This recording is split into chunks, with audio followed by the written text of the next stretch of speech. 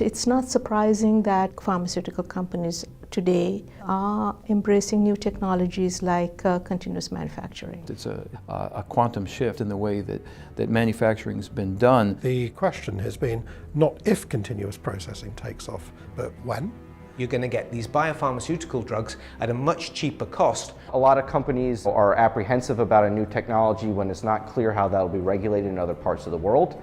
FDA and other regulators have talked about continuous, but that doesn't mean that everybody has to be on the bandwagon.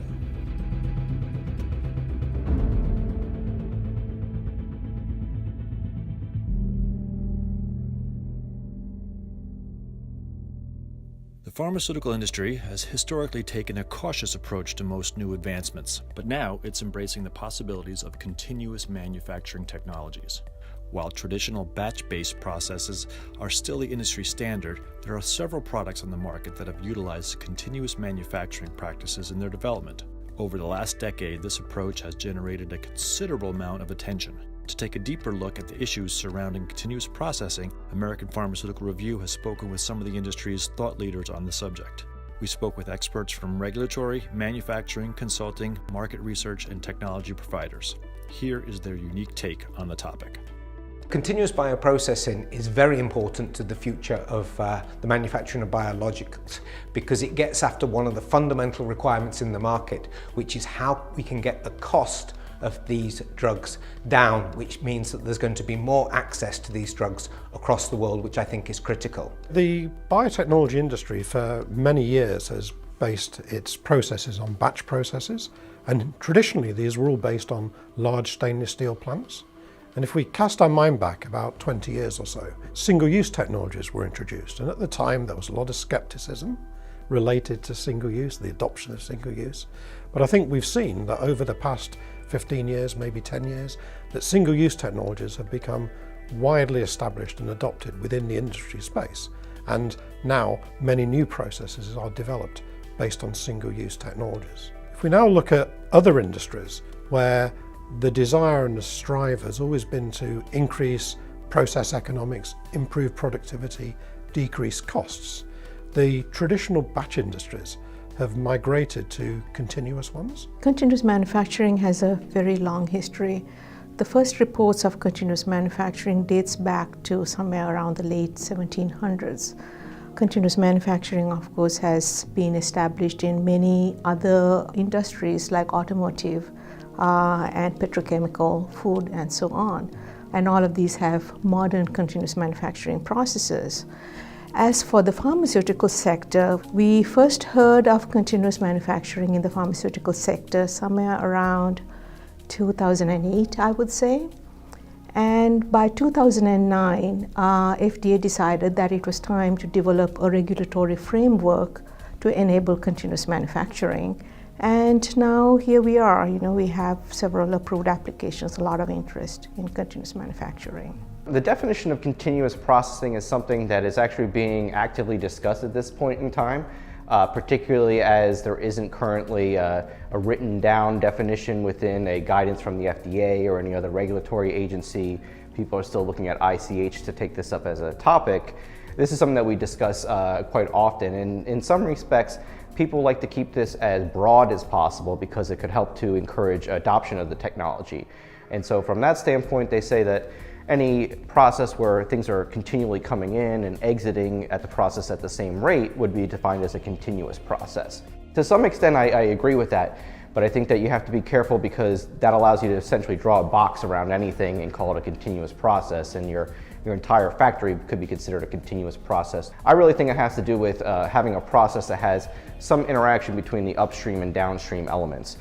If your process gets to the point that you have some sort of holding tank or something in the middle where the upstream doesn't have any effect on the downstream process, you're starting to get to the point where maybe at best you have two different continuous processes that have some sort of linkage, but it's not necessarily one continuous process. Over the years, we've seen what I would consider steady implementation of making portions of the biomanufacturing process continuous. And at the development scale, we're seeing some examples of folks taking that crude harvest through final UFDF in a pseudo-continuous or semi-continuous manner. I think we are not quite at the point where we can compare ourselves to the petroleum or food industry in terms of continuous manufacturing, but certainly we've seen evolution of individual unit operations becoming continuous. Continuous bioprocessing is definitely an evolutionary change within the industry. It is not contingent upon a single breakthrough discovery. So first, you have the process intensification. It's the paradigm shift and improvement of individual and separate unit operations. Second, you have the connection of sequential unit operations, so you start to connect chunks of the process together.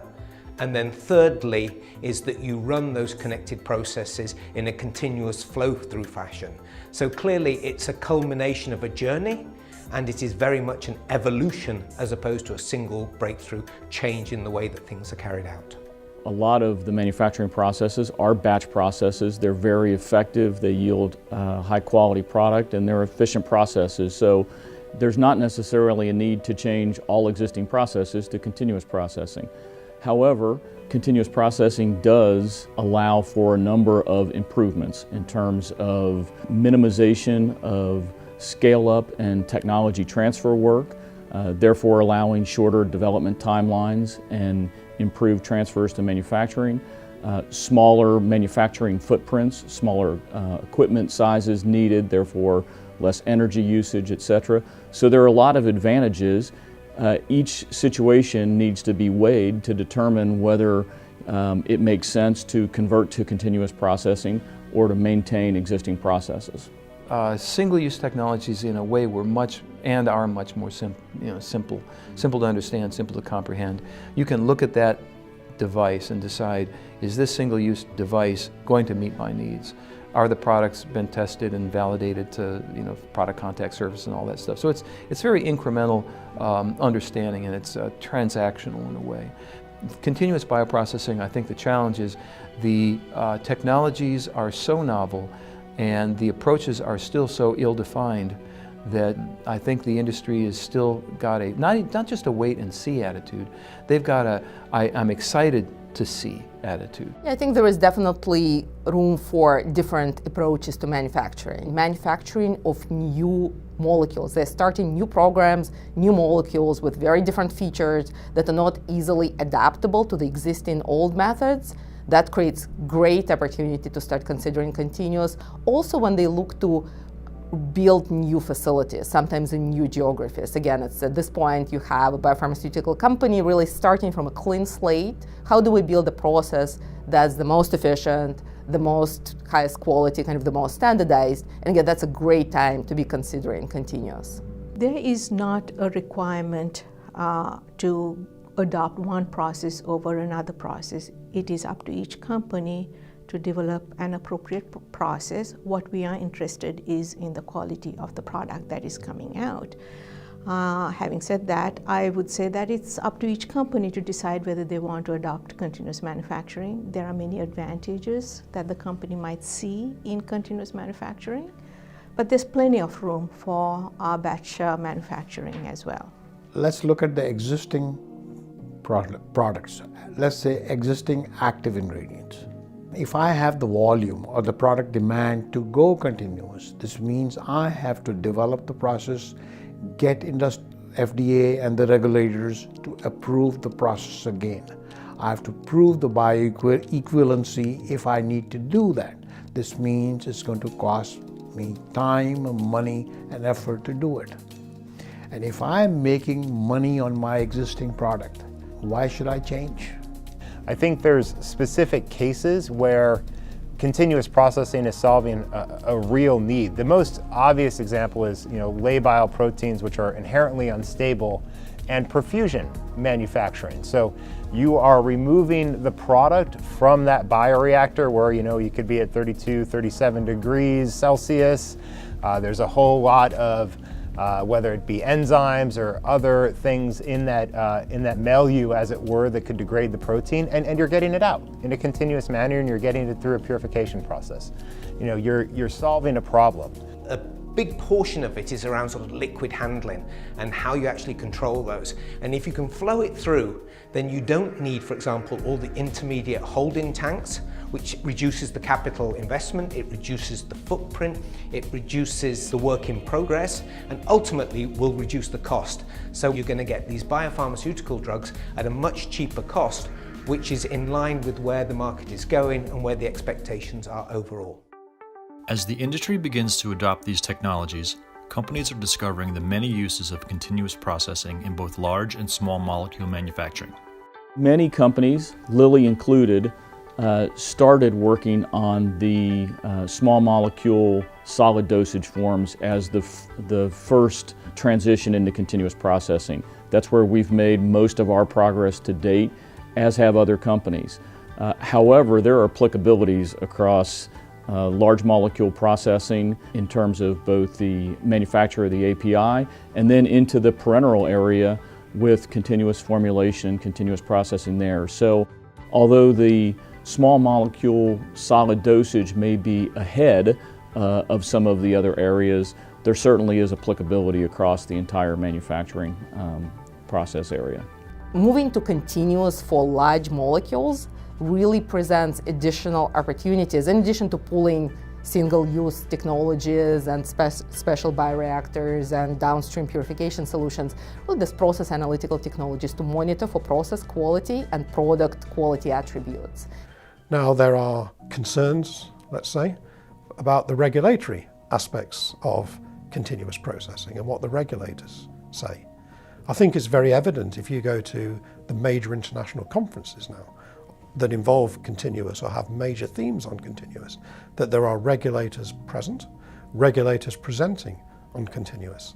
And we know that some of the regulatory authorities, particularly the Food and Drug Administration, do work on continuous processing with continuous processing equipment and generating data. So the fact that they're visible, they're receptive to discussion, I think addresses this potential area of concern. Continuous processing in the pharmaceutical is a pretty interesting change in technology. One of the main drivers is the FDA and other regulatory agencies. As they continue to drive this, people that are skeptical continue to pay more and more attention to this as a new technology. And so I think that vendors can drive things by making things easier. Academics can help to drive things by helping to provide other understanding and models of how we do this technology. But if the regulatory framework is not there, it's going to be hard to make the business cases and allow organizations to do this. And so the FDA has been working very hard at that in recent years, and the rest of the world is trying to do that as well to make this a global enterprise where continuous can be done in all the markets around the world. Ideally, think about, again, going back to the automotive industry, you think about, you start with raw material inputs and you come up with a finished product. I mean, that's the way continuous bioprocessing ought to work. What we have right now is, of course, experience in upstream production using continuous bioprocessing technologies, unit operations. Not a lot on downstream at all. There's a lot of technologies that are out there and have been promoted and sold commercially for 10 years. The challenge, of course, is to make those commercial and to make those easy to use for operators. In order for the regulatory responsibilities to be met, these technologies have got to be put into the process using expectation that operators are going to need to use these things and implement these technologies in a way that right now it's not related to batch. So they're more complicated. In some of our annual reports, when we ask the industry, where do you identify problems comparing batch and continuous bioprocessing, the complexity is one of the largest gaps. That's where the industry says, I can't necessarily implement this until I understand how my operators are actually going to take it on. So who are the stakeholders who are interested that continuous bioprocessing moves forward? I would say that there are 4. First of all, I think it's the governments, with the emphasis that this technology and this approach can reduce the costs, then ultimately that will reduce government spending on healthcare overall.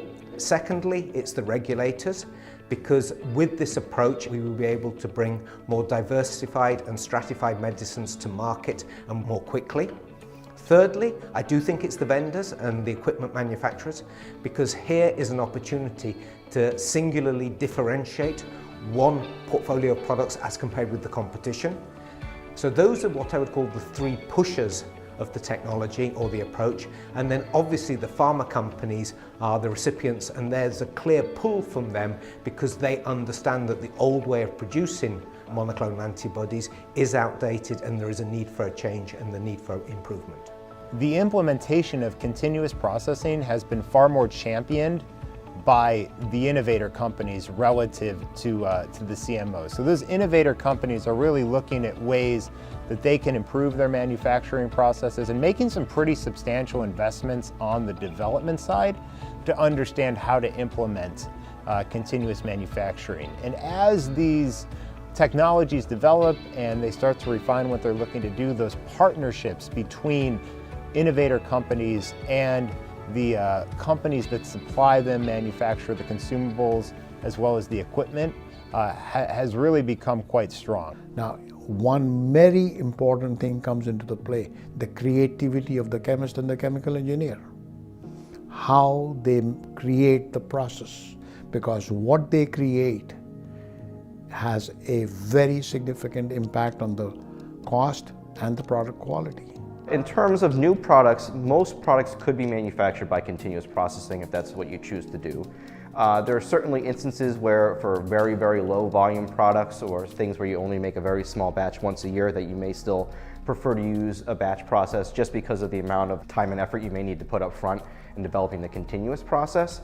But I think it's really an organizational decision, and the more that you're comfortable and familiar with applying continuous manufacturing technology, the more likely you are to apply that to a broader portion of your portfolio.